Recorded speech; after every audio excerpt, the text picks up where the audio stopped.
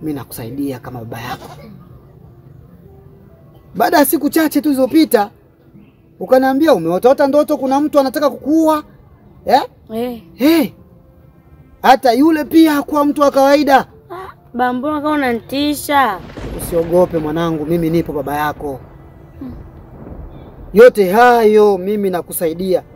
Napambana.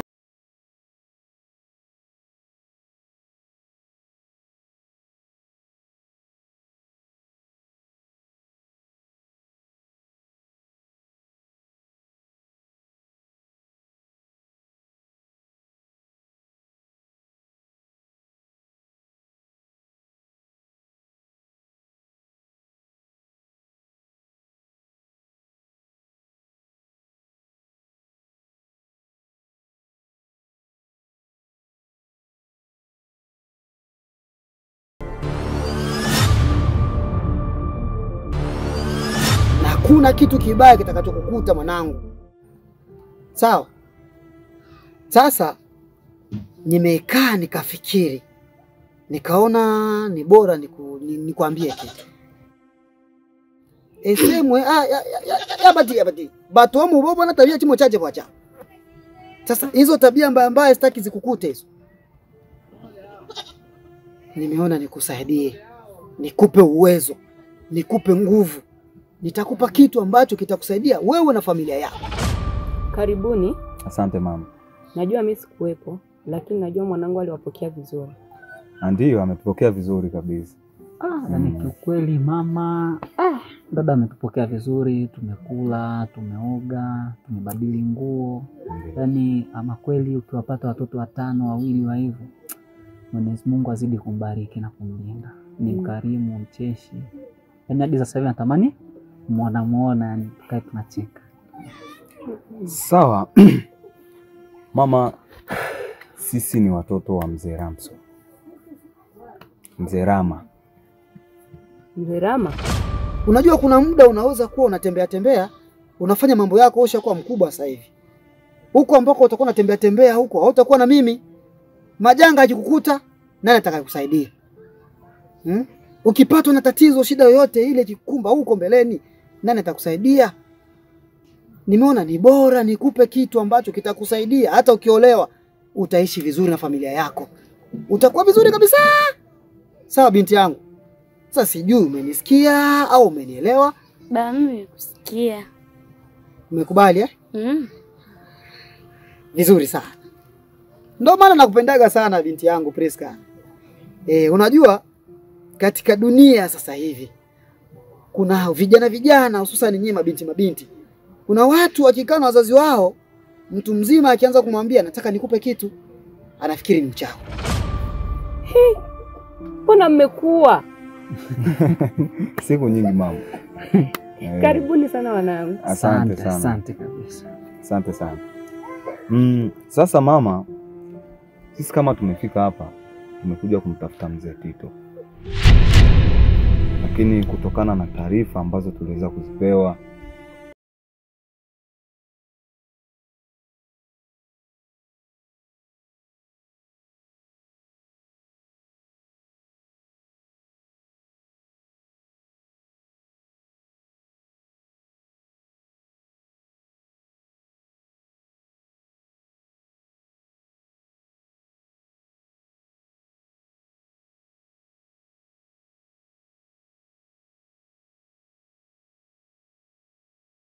ambacho tuliweza kumkuta.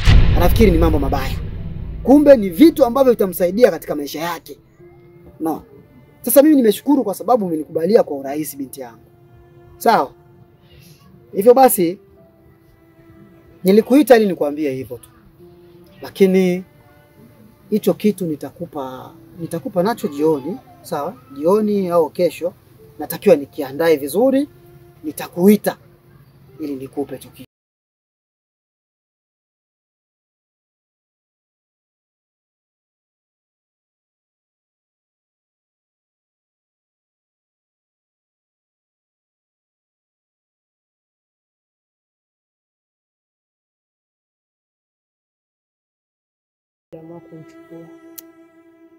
Kweli pole sana. Inauma sana. Aiyo, inalilahi rajiun. Ya poa, yaani hapa nakaa mimi na mwanangu tu. Sawa mama. Na kwanza sisi tutakupa pole kutokana na hali halisi ambayo tumeweza kuja kuikuta hapa, na sisi mzee ametutuma hapa kwa sababu kuja kumuona mzee Tito. Lakini kwa gisi tumeweza kuja kumkuta mzee Tito hayupo.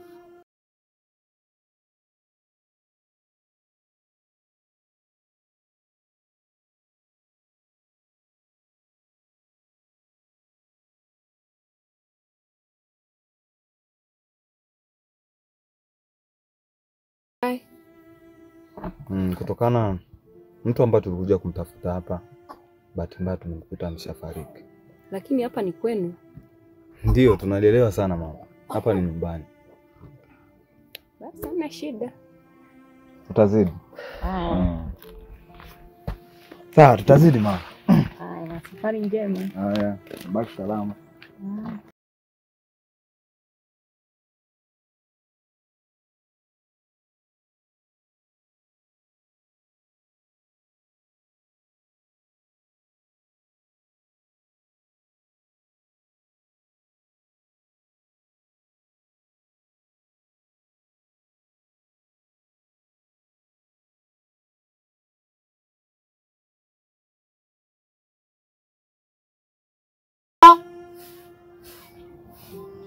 Priska! Hebu njoo.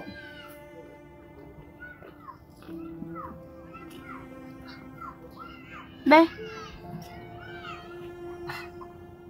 Mbona upo huko nyuma? Ulikuwa unafanya nini? nafanya sasa. Lile swala tulizozungumza, dawa yenyewe ndio hiyo. Sawa. Dawa hii utapiga bomba moja tu. Baba, bomba. Shida nini? Dawa yenyewe hii hapa hayumi wala sio kali kwamba inawasha. Unapiga ni bomba moja tu. Baba, si bora hata tungeinywa tu.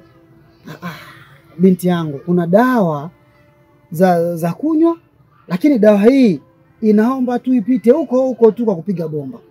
Sawa? Nafikiri ni maji mengi, ila tumia bomba moja tu. Maji yatakayobaki hebu yarudishe. Sawa baba, sisi kama gisi tuliweza kutembea, kikweli tuliweza kuona mji, tulitembea vizuri. Kwanza mji tulikuta ni mji mzuri, upo sawa, umetulia, upo vizuri kabisa. Ila shida imetokea sehemu moja mzee wangu. Mzee ambao tuambia twende kumtafuta pale kijijini, mzee Tito, tulikuta tayari yani ameshafariki. Ameshafariki kabisa, takriban miaka 2 hivi. Kweli? Mzee Tito. Ndio mzee. Yule alikuwa kipenzi changu sana. Yaani hata sijawazaa. Yule tumekaa tukicheza michezo ya utotoni, hata uvulana wetu tulikuwa naye kabisa. Mzee Tito. Yule ni rafiki yangu sana. Leo Mzee Tito amekuwa marehemu. Ndio mzee. Taarifa za Mzee Tito kwa kweli sikuzipata.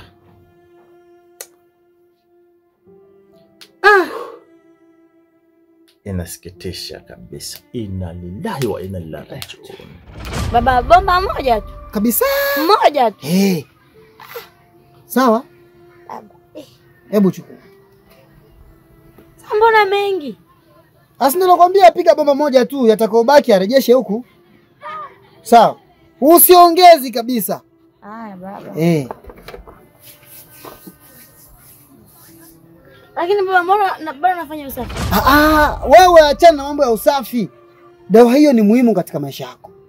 Sawa? Kapige bomba sasa hivi.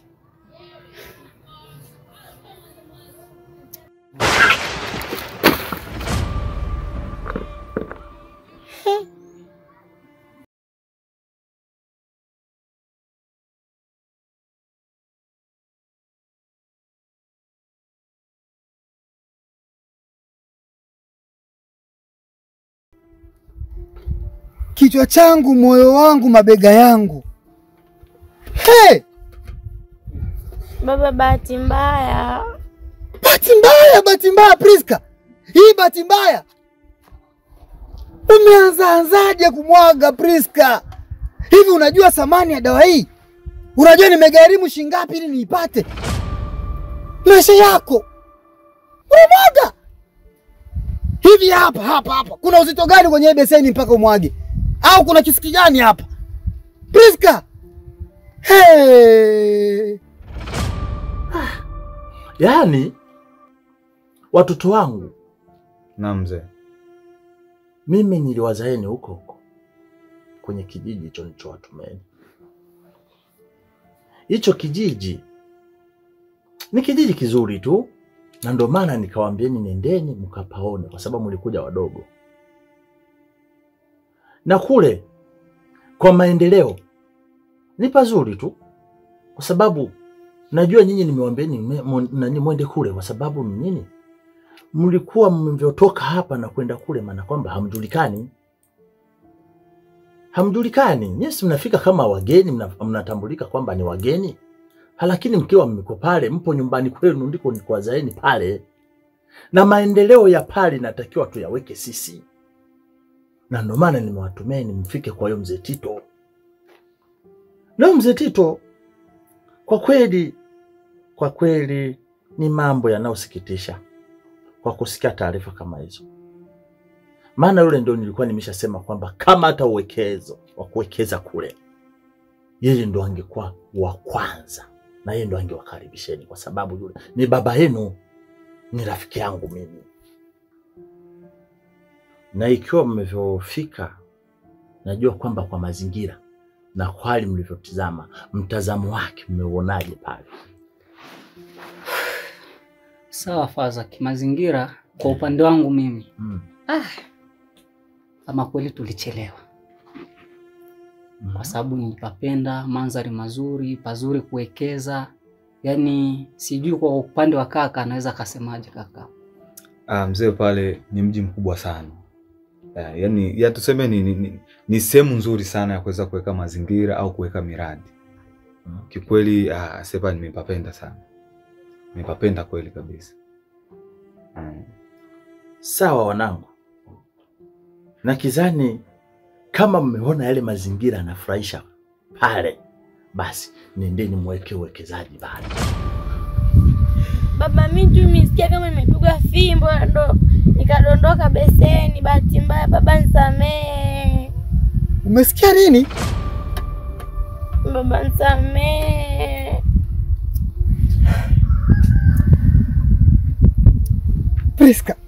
Priska binti yangu.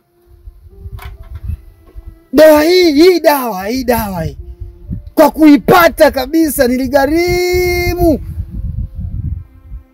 Unavyoona hapa hivi sidhani kama nitaipata tena. Kitu nafanya kwa ajili ya maisha yako. Kitu nimekifanya kwa ajili ya kukuokoa, ya kutengeneza. Unamwaga tu.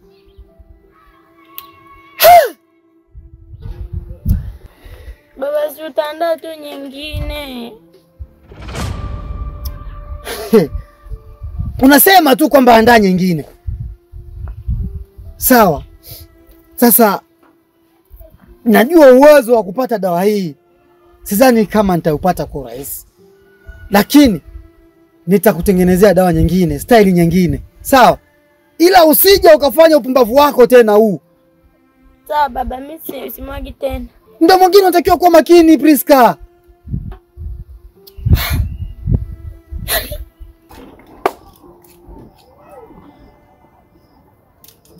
Sawa. Hebu chukua beseni. Na nikitengeneza nyingine. Sitaki ufanye ujinga wako. Najua hii dawa ipatikani kwa urahisi. Nitakupa style.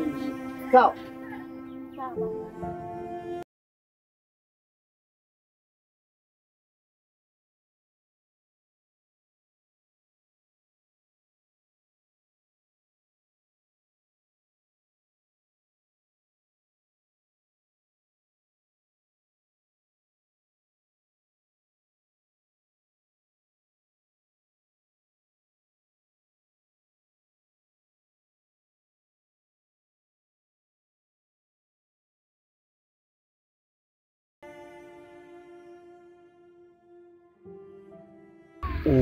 Ubobe nene ube mwana oli bibi ubungo shike mambo mabuto ube mwana oli bibi.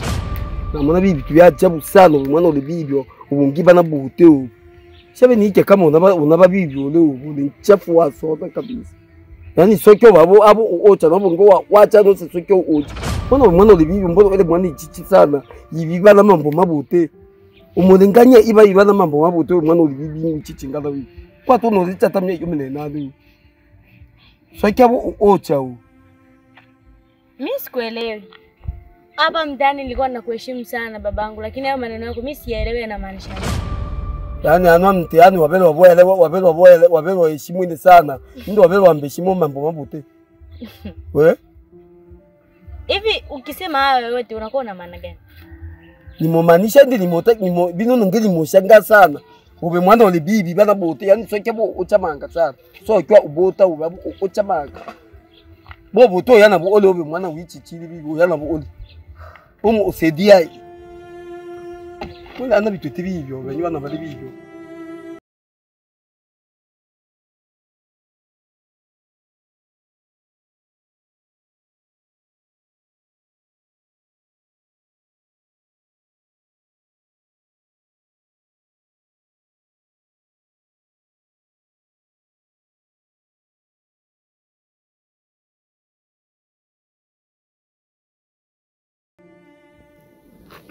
Sasa rafiki yangu, kama nimekuleta hapa, nimekuja kuonyesha mazingira. So, ulivyoniambia kwamba nataka kuja kufanya maendeleo hapa kwenye kijiji chetu, sio mbaya. Ni sawa. Ndio baba. Unaona mjengo huu ulikuwa mjengo mkubwa sana. Unasababisha hii nyumba ibomoke ni mvua na watoto wadogo kuja kutetezea hapa haya mazingira. Unaonekana ni mjengo kabisa. Yeah. Lakini ulivyoniambia kwamba unakuja kufanya maendeleo hapa kwenye kijiji chetu, wewe na mdogo wako. Sidhani kama mtaweza.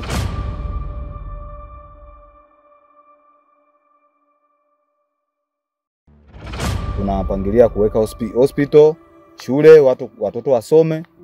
Na jambo la pili, mimi napenda niweze kushirikiana na vijana. Kila jambo watakaloniambia nitakushirikisha. Hapo utakuwa umeua. Alafu leo nilikuwa nataka nikutafute mida jioni uniskoti tuende tukamsaki Priska kwa sababu nilikuwa na maongezi naye muhimu leo.